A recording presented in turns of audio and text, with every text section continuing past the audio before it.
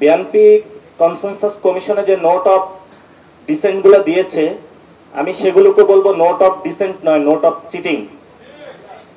এই note of cheating এর মাধ্যমে তারা পুরো সমগ্র বাংলাদেশের 18 কোটি মানুষের সাথে প্রতারণা করতে চেয়েছিল, কিন্তু সেই প্রতারণাটা বাংলাদেশের তরুণ ছাত্র জনতার কাছে ধরা পড়েছে।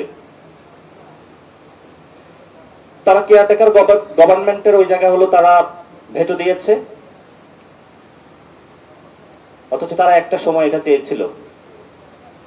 বাংলাদেশের এই যে গণ অভ্যুত্থান হয়েছিল, এটার অন্যতম দাবি ছিল যুব সমাজ বেকার অবস্থায়, তাদের চাকরি দরকার। পিএসসিতে একটি নিরপেক্ষ কমিশন হবে, পিএসসি ভবিষ্যতে এসে কোনো ভাইয়ার রিকমেন্ডেশন দিবে না।